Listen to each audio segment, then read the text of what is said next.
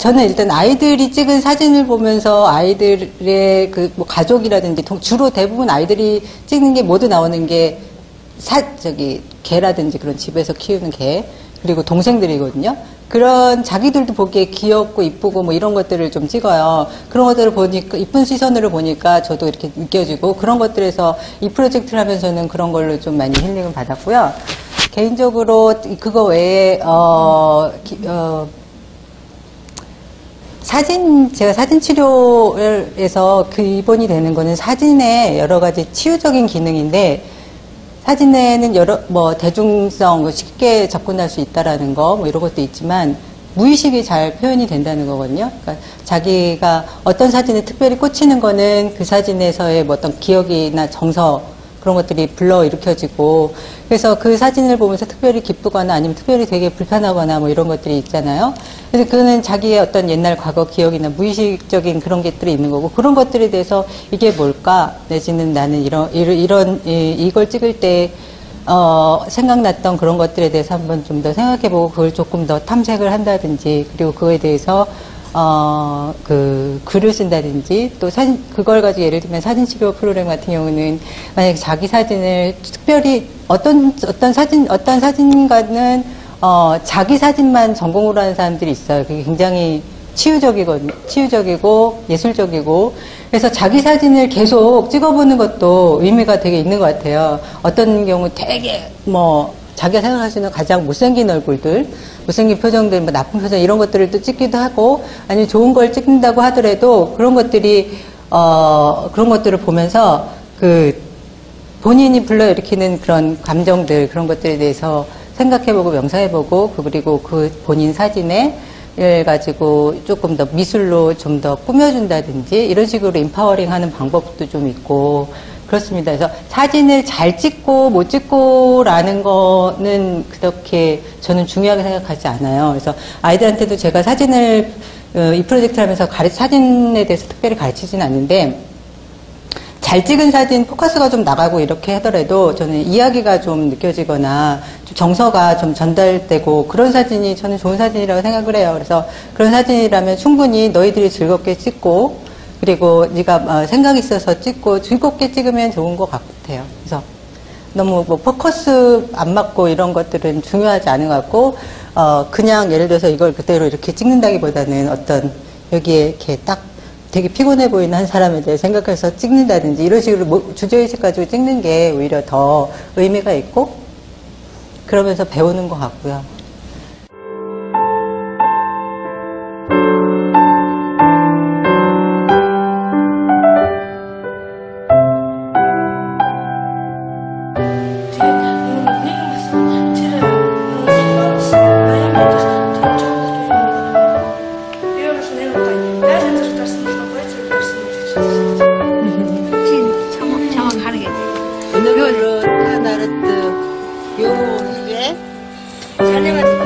자네 맞지?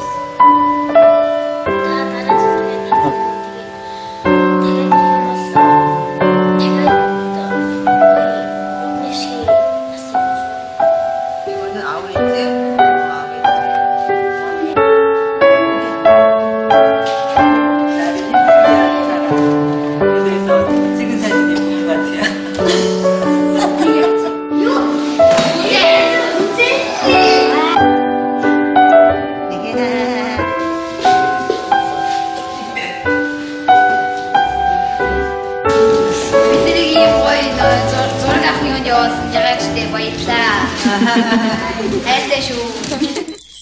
그 아이들이 제가 2번 이렇게 갔었는데 제가 물어봐요. 처음에는 다음에 이것도 하게 되면 어떻게 하겠니? 뭐 당연히 아이들이 다 하고 싶다고, 또 하고 싶다고. 그래서 2번째에는 제가 약간 고민을 좀 했어요. 그래서 아이들한테 솔직히 말해서 말이야, 나는 사실 이거를 좀 하면서 조금 다음에는 좀 더 많은 아이들, 아니면 좀 다른 아이들 이렇게 해서 범위를 좀 넓혀갈 생각을 했다.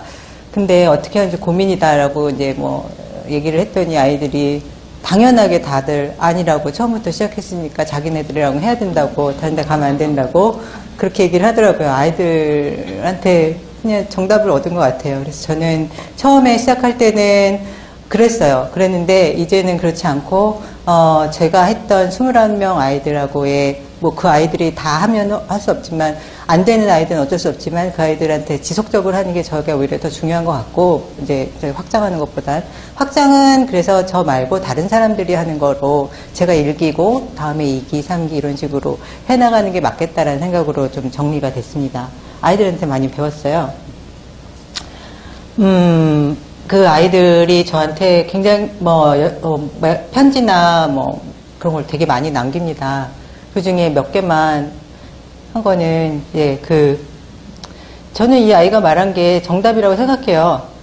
단순한 얘기고 평범한 얘기인데 중요한 건 우리가 함께 즐거운 시간을 보냈다는 것이고 아름다운 것들을 사진을 찍어서 남겼다는 것이라고 생각해요.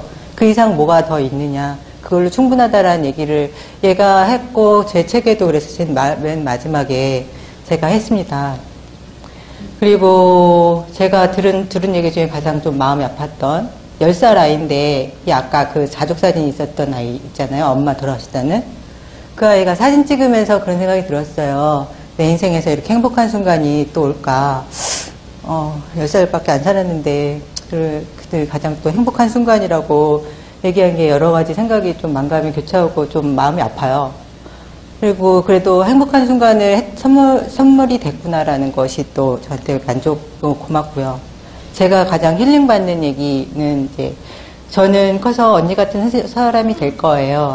어려운 아이들을 도우며 사는 사람이 되고 싶어요라고 하는 아이도 있고 누군가의 그 롤모델이 된다라는 게 내가 기껏 이거 하고 이 정도밖에 안 했는데 이런 누군가의 롤모델이 된다는 게 굉장히 감사한 일이라고 생각이 들어요.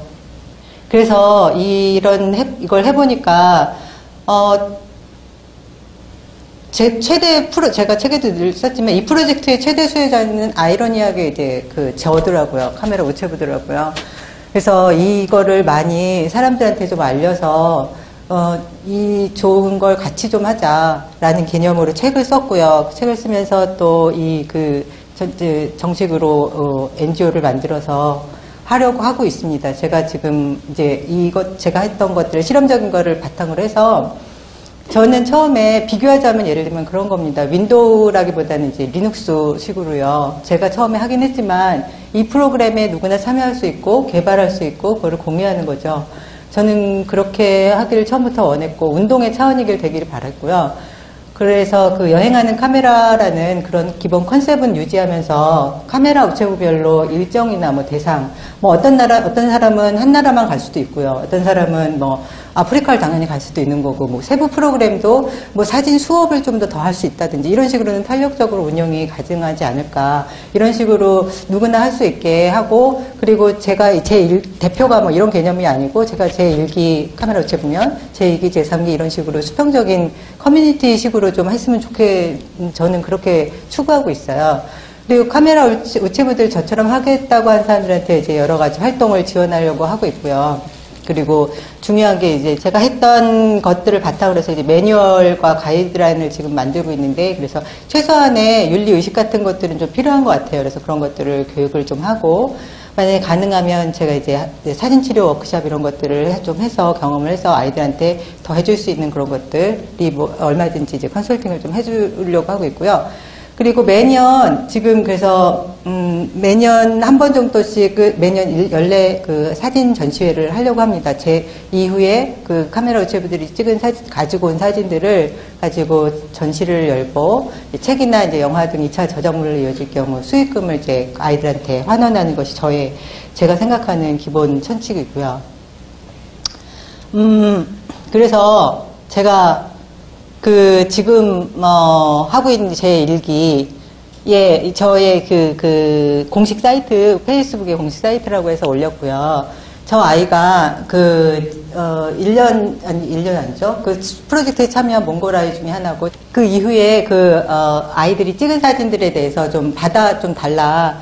그래서 좀 보내달라 했더니 몇 사진들을 그 이후에 찍은 사진들 보내왔고, 어떻게 지내는지 이런 것들을 저한테 그 협력단체들을 통해서 제가 받고 있어요. 저 개인적으로는 그 아이들 제 일기를 그렇게 정리를 하고 지속을 하고 있고요. 프로젝트 종료 후 사실 그 아이들한테는 제가 각각 선물을 했습니다. 그래서 계속 사진을 좀 찍고 활동을 할 수 있도록 좀 독려하는 차원에서 카메라를 제가 각각 선물을 좀 했고요. 그리고 다양한 채널로 아이들하고 연 1회 이상 소통하면서 아이들의 소식과 이런 사진들을 저렇게 사이트에 저는 업로드하고 있고요. 그리고 그 다음에 제 2기, 제가 말씀드리고 싶은 건 이제 그 다음에 저의 책을 보고서 제 2기 카메라 우체부들이 탄생을 했어요. 제가 카메라 우체부들을 모집한다 이렇게 한 걸 보고서 그 대학생 친구들 2명이 쌍둥이 자매인데 참여하고 싶다고 해가지고 그래서 그 친구들이 저처럼 그 소셜 펀딩에 이렇게 모금을 올린 거예요. 그래서 아직 열흘 정도 남았는데 150만 원 이상 목표액 100% 넘게 됐어요. 그래서 아무튼 너무 그거 보면 엄마 기분으로 되게 기분 좋고요. 그래서 3월에 그 친구들은 이제 인도와 태국에서 프로젝트를 진행해 나갈 예정이에요. 그래서 원래는 쌍둥이 자매 둘이 하려고 했다가 그 뜻을 알고 부모님이 좀 후원해 주셔서 그러면 막내도 데리고 가라. 이래서 막내 그 동생까지 그러니까 자식 셋이 같이 가고 그러게 또 친구도 그래 나도 그런 걸 같이 해보고 싶은데 이래가지고 또 친구도 같이 가게 되고 그래서 김해에 4명의 20대 초반의 여자 친구들이 다 같이 이렇게 가게 됐습니다. 그래서 제가 이렇게 카메라들을 기증받은 카메라들 전달해주고 그리고 컨설팅하고 그러고 있고 그래서 사실 굉장히 기대가 되고 그 이후에 아이들은 이 친구들은 어떻게 할지 되게 궁금하고 재미있어 해요. 그래서 되게 사실 저도 뿌듯합니다. 왜 이런 일을 하게 됐느냐라는 얘기를 물어보는 사람들이 사실은 또 많이 있고 아까 말한 사진의 모티브가 돼서 했던 건 아까 그건 사진에 관한 얘기고 그 중에 근데 이렇게 하게 된 결정적인 또 변화는 작가 일을 그만두고 정말 제가 원하는 하고 싶은 걸 찾아서 이제 여행을 하게 됐고요. 그러면서 여행 중에 제가 느낀 게 그거예요. 유난히 태국의 치앙마이의 그런 코끼리 트레킹 쇼라든지 캄보디아 빈민촌 아이들을 만났는데 그때 제가 여기 아이들 중에 대부분이 이제 많이 마약도 있고 애주도 있고 그래요. 그래서 제가 저 아이가 갑자기 나를 보자마자 딱 이렇게 손을 잡고 계속 이렇게 이러고 다녔는데 그러고 나서 얘랑 만나 헤어지고 나서 손을 씻었어요. 참 되게 부끄러운데 그런 걸로 전염이 되지 않는다라는 걸 아는데 그렇게 되더라고요. 되게 찝찝한 거야 계속. 그래서 제 그릇의 크기를 느끼게 했었어요. 그때만 해도. 그게 여행 시작한 지 한 4개월, 3개월, 이 정도 됐던 것 같아요. 그런가 하면 여기는 이제 볼리비아의 포토시라는 은 광산인데, 소년 광부들이에요. 여기는 이제 여행 한 1년 반 정도 됐을 때 남미를 갔었는데, 그러면서 이 아이들을 보면서 학교 갈 나이에 여기 가 있고 그리고 얘네들이 광부를 하니까 진폐증 이런 것들도 많고 그러니까 일찍 죽고 그러거든요. 그 다큐멘터리를 보면서 너무 속상했고 실제로 이렇게 보니까 제가 그런 아이들을 보는 게 이상하게 되게 불편하더라고요. 너무 유난히 어른들이 그런 건 뭐 노인들이 좀 힘들거나 그런 거에 대해서는 그렇게 측은지심이 안 생기는데 유난히 그 아이들이나 동물들에 대해서는 되게 그런 것들을 참을 수가 없어지고 이게 처음에는 이런 전쟁, 인권, 뭐 빈곤 이런 게 전혀 관심이 내 일이 아니었는데 돌아다니다 보니까 그냥 그 내가 보게 되니까 내가 경험하게 되니까 그대로 살 수는 없겠다라는 생각이 좀 이래도 되는가라는 생각이 좀 들고 나는 왜 이런 얘네들한테 유난히 힘든가 그러면은 그 잘 되게 하면 좀 더 내가 행복하지 않을까라는 생각에서 좀 여행이 계기가 좀 됐어요. 그래서 그 아이들한테 뭘 해보는 거를 하려면 뭐가 있을까? 그래서 국제구호단체에서 활동을 해보는 방법이 있더라고요.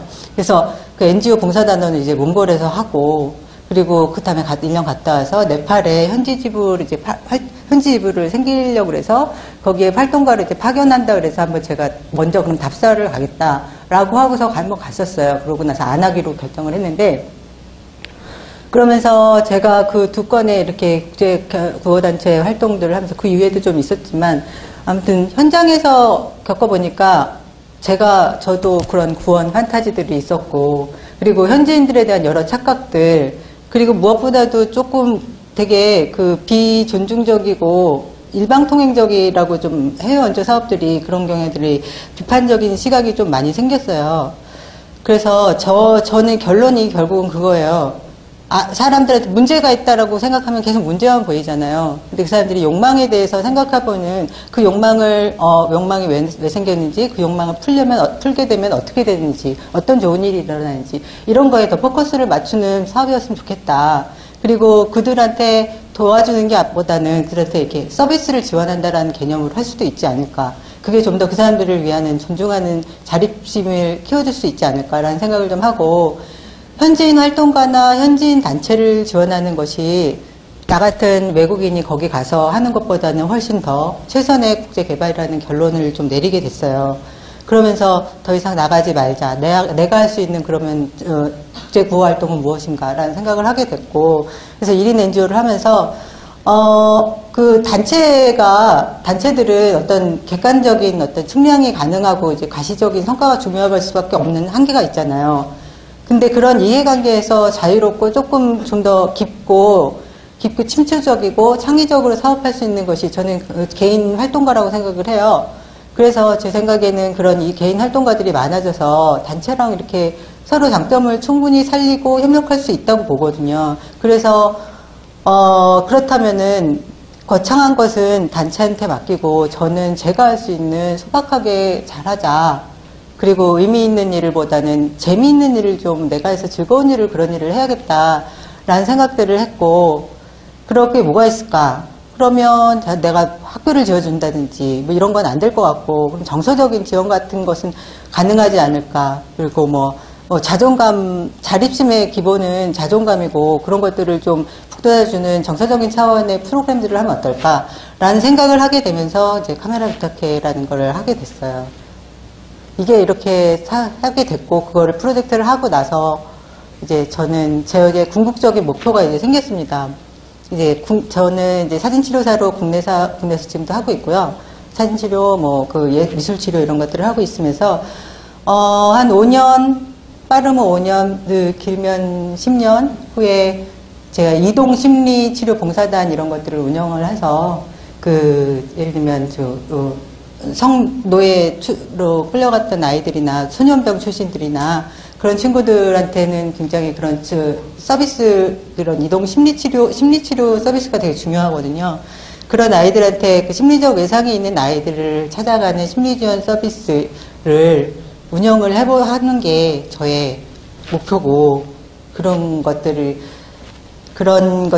궁극적인 목표를 찾아가는, 게 되었어요. 그래서 처음엔 다들 작가 일 그만두고 나서부터는 전혀 다른 일을 국제구호 활동 한다니, 갑자기 사진치료를 또 한다느니, 이런 식으로 다르게 해서 주변에서 되게 비효율적인 삶을 살고 되게 불안하고 그렇게 했지만, 저는 제가 이걸 하면서